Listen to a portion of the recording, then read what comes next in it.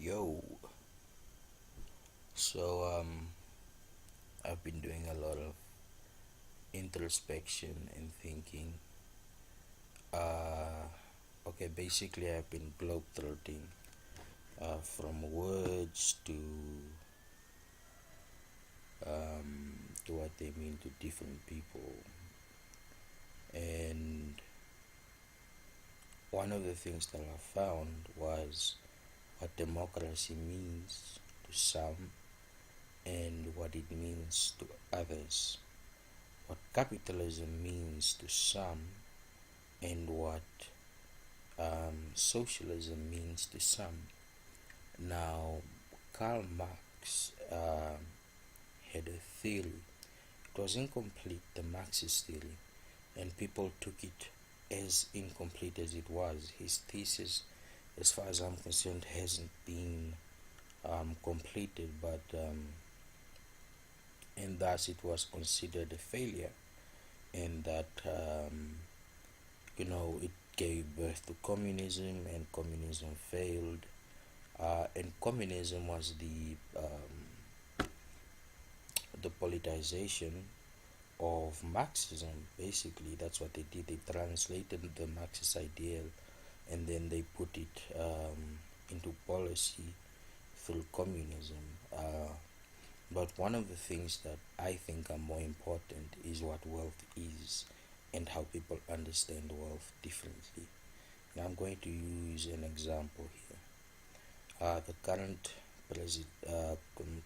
presidential candidate, Donald Trump, sees wealth in his commodities, in his assets.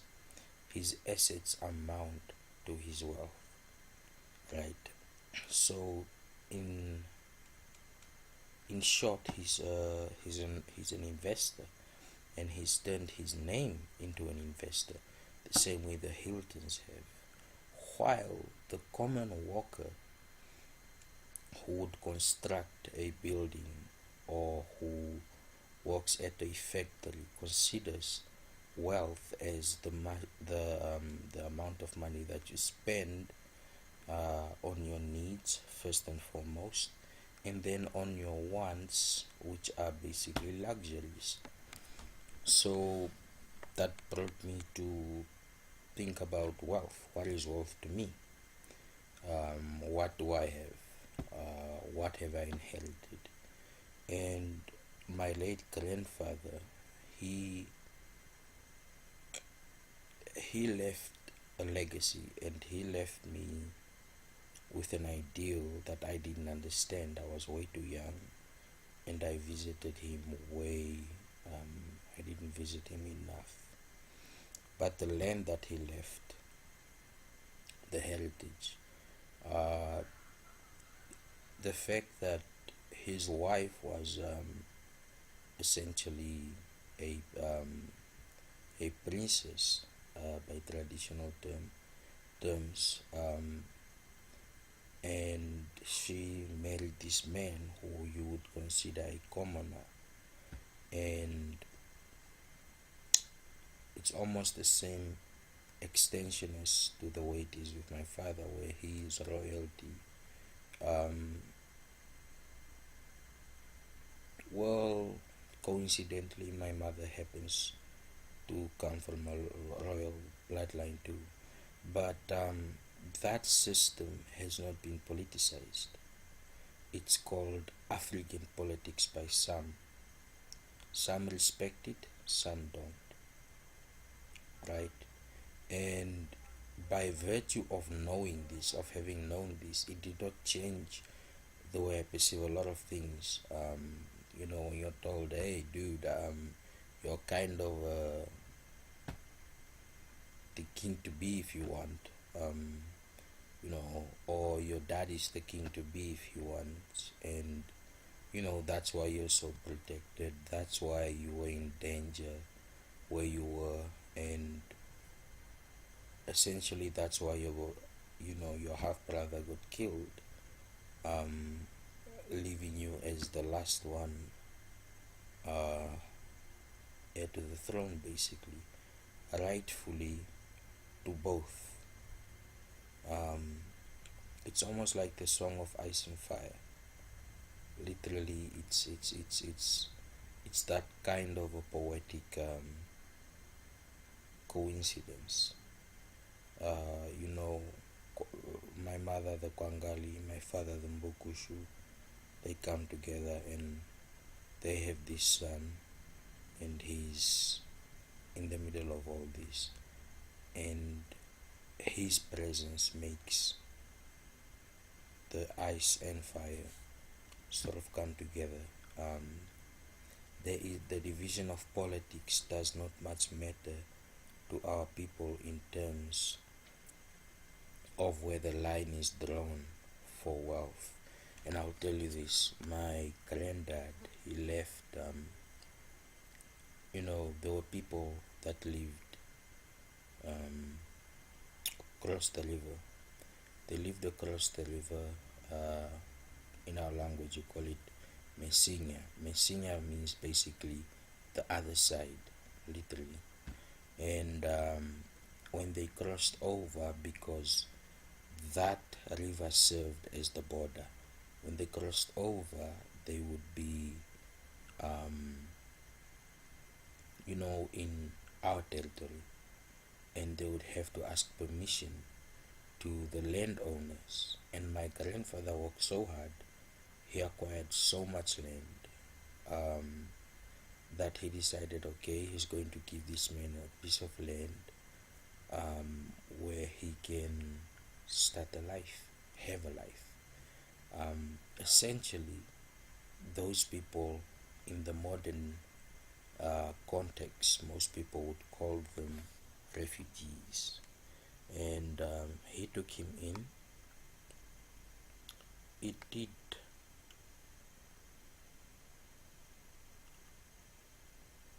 change his life. He is forever grateful. Um, the land, though, is sort of unleashed, meaning when he got what he could from the land, he built his house and he started a family, and they are happy. And the line, like the road to our lake, yeah, we have a lake, like a real lake, not what can you call it? I don't know. Like it's. I'll take a picture of it one day. It's a real lake. It's mine. So if I were to put that as an asset value and say this is wealth, how much do you think an entire lake, where when the waters flood, the crocodiles sometimes come there,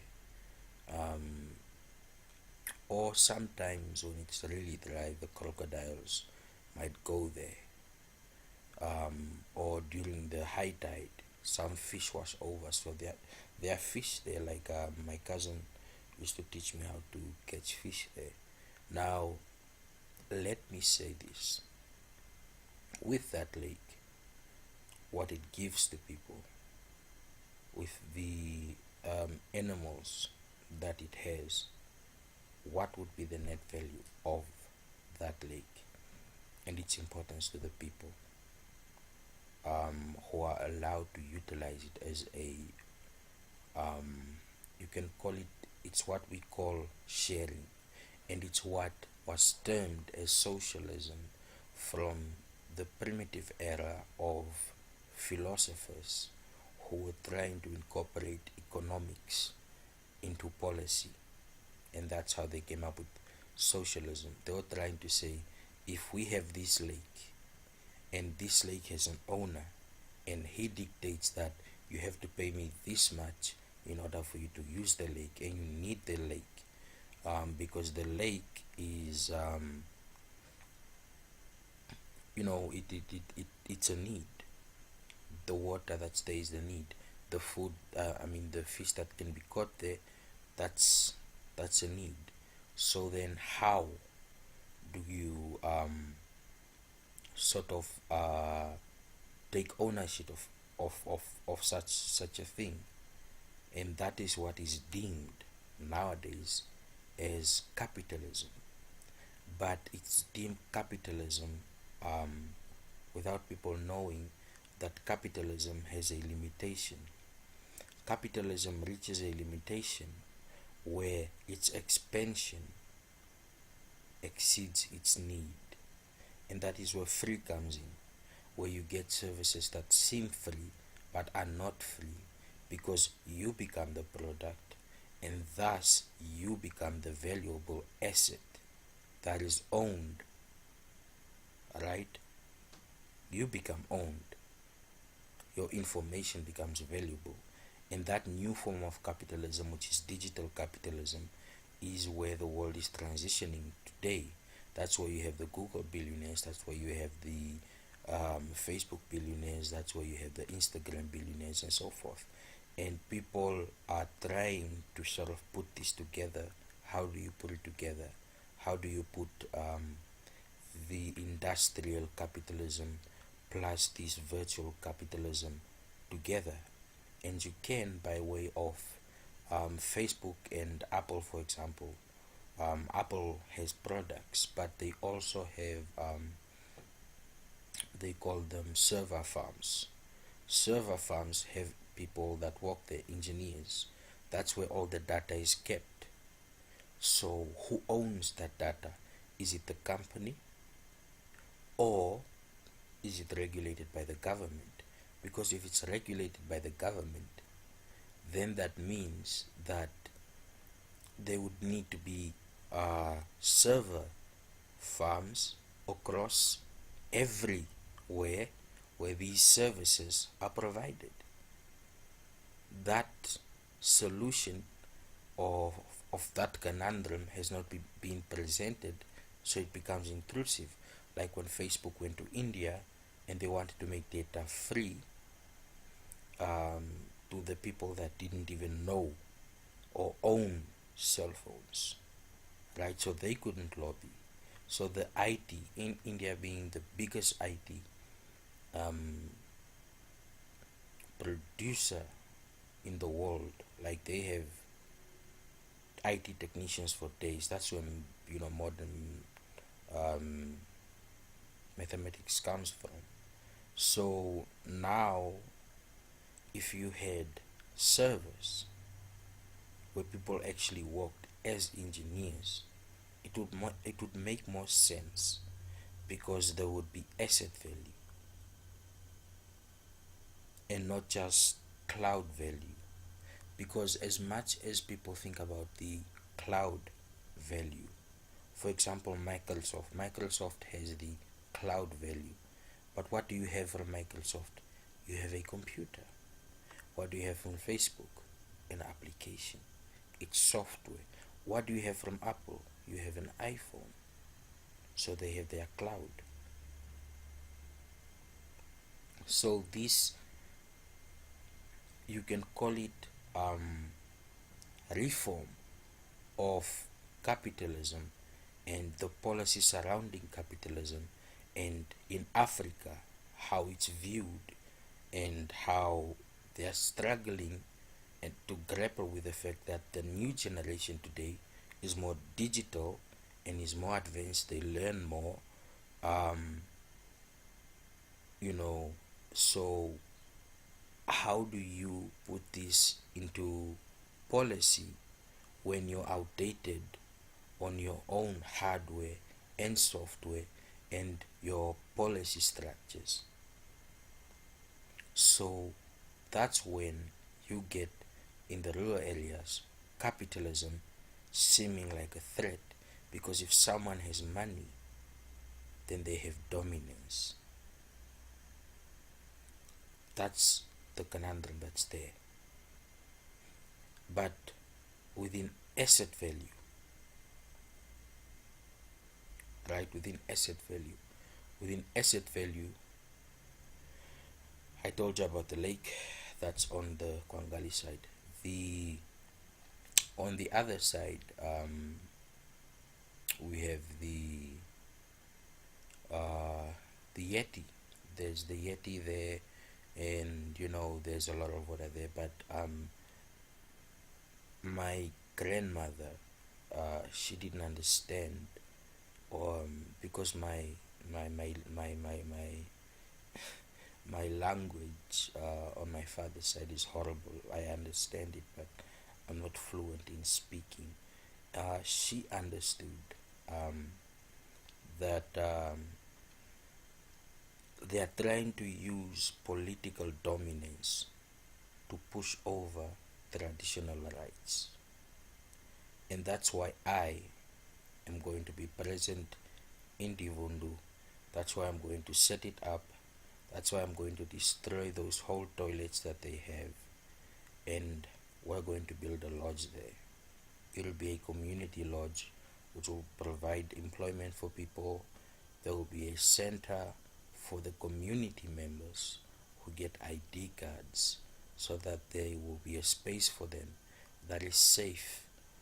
And of course a canal that also leads to a lake, man-made lake where kids can play. Basically building the community, using the community infrastructure without destroying it. I'll do the same in when I go to Marema. I'll do the same. The lake is there, but the people don't know how to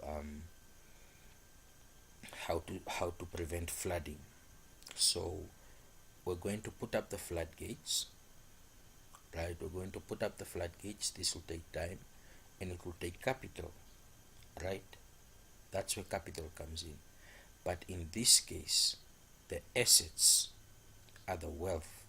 And if capital wants to come and dominate there, then they have to pay out. And that lake, by random value to the community, to nature, 50 million US dollars.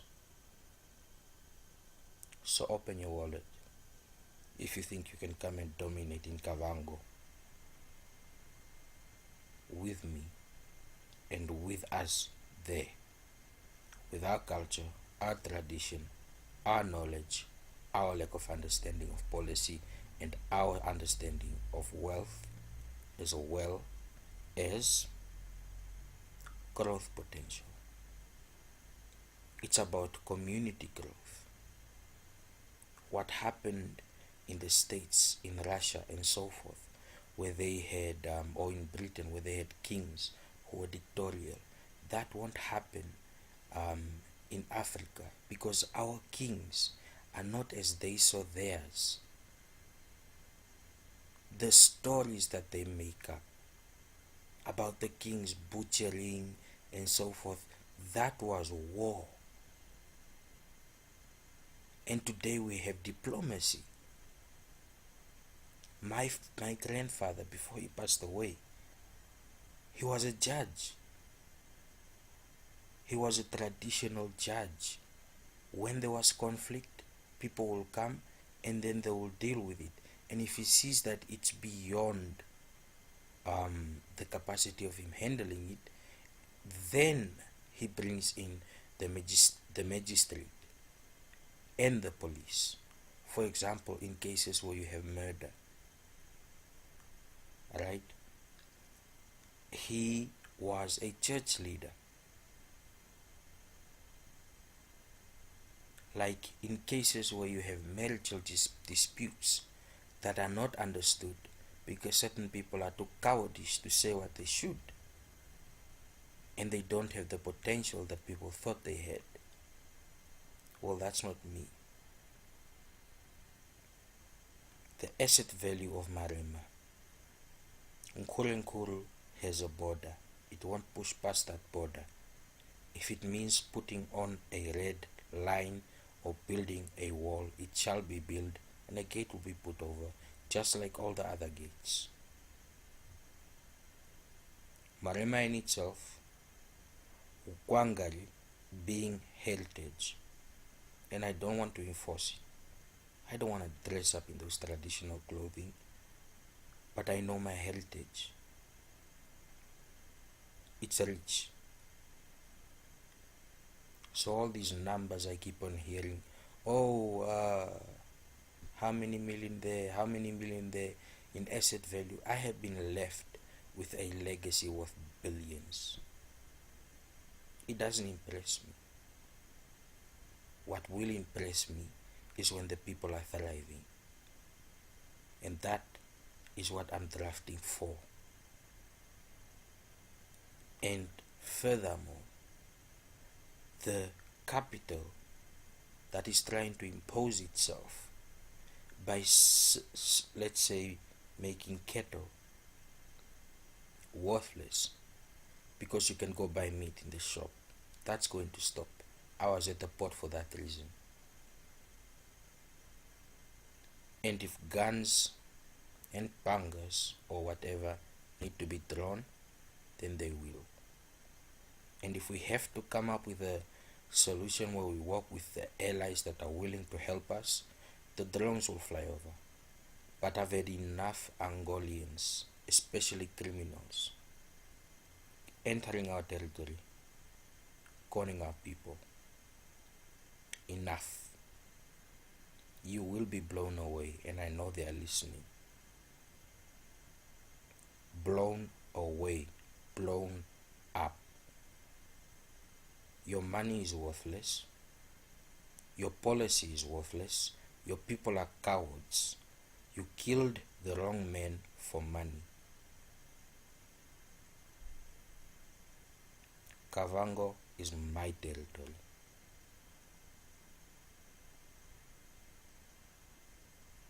And I'm willing to bleed for it. That heritage belongs to us. It's not mine alone. I'm speaking for everybody. And since I am led to have that heritage, and they appointed that guy politically, and he admitted it, he's not the heir, he's not the king. He admitted it, and he's fearless because he knows that he also has the protection now. He doesn't have to hide, but he can't rule. I don't need to be in some castle to rule.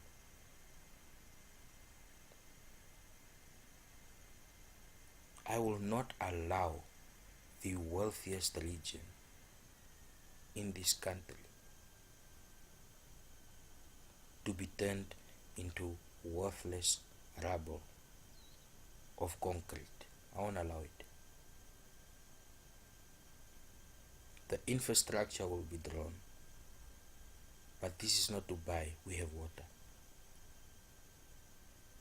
We don't need oil. We have solar power. So that is the future, and that is only a glimpse. That one region, and then the next regions, until we have completely emancipated everyone. And how do you emancipate people? Information. By informing them. This is being translated. This is digital. This is not for SWAPO. This is not for DTA. I don't work for you. I don't get money from you. I don't have anybody's political card. And I don't need one. You want me? What's your offer? I have chosen my allies. My allies won't be chosen for me.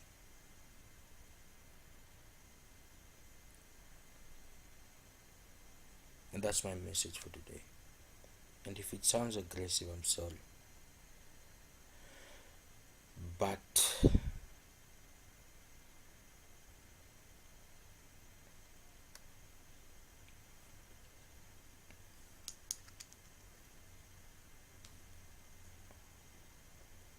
when you threaten people, their reactions, know your place.